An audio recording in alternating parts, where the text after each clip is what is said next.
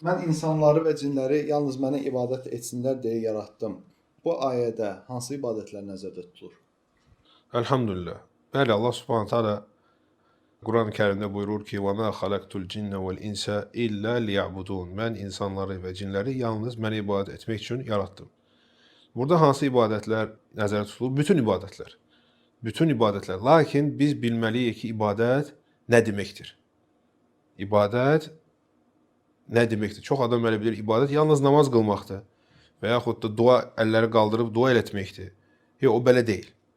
İbadət nədir? İbadət tərifi, yəni bütün əməllər, istər zahiri olsun əməllər, istər qəlbi əməllər olsun. Hansıları ki, Allah Subhanahu wa Ta'ala sevir, əmr edir və sevir. Bunlar hamısı ibadətdir.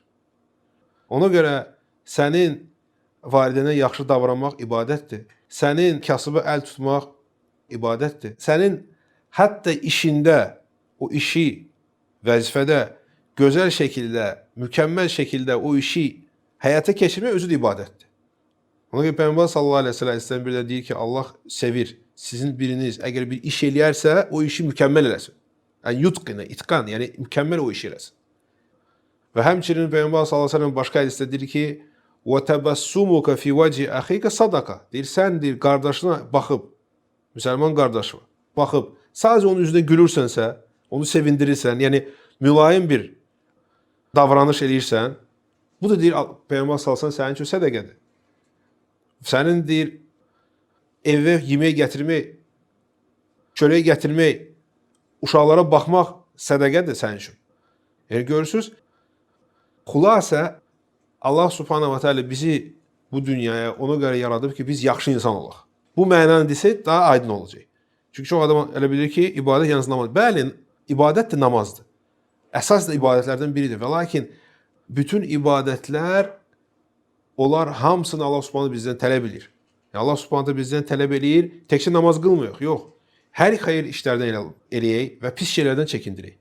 Xeyir işlərdə var vacib xeyir işlər, o var müstəhəb xeyir işlər.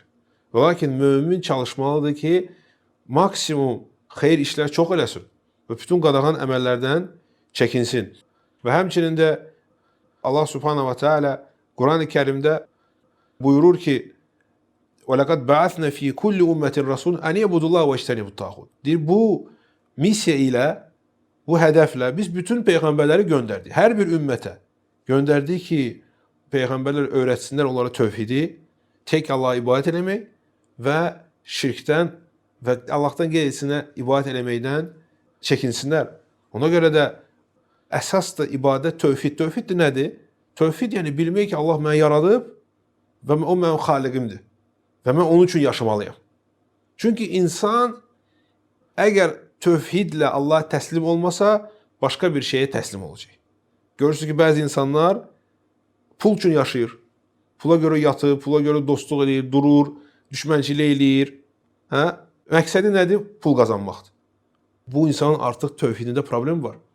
O əsas peyğəmbərlərin risaləsini başa düşməyib.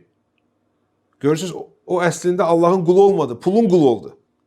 Pula görə hər şey hazırdır. Kimsə görürsən şəhvətə görə hər şeyə gedər.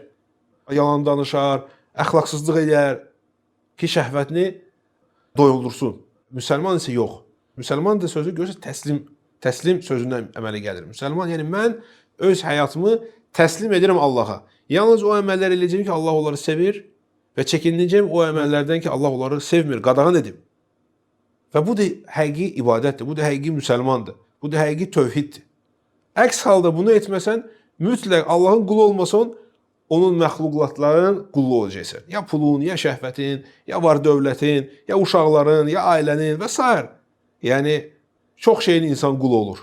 Ona görə ibadət etmək, yəni düzgün həyat sürmək və aləmləri Rəbbi olan Allah üçün yaşamaq. İbadət budur. Allah da yaxşı bilir.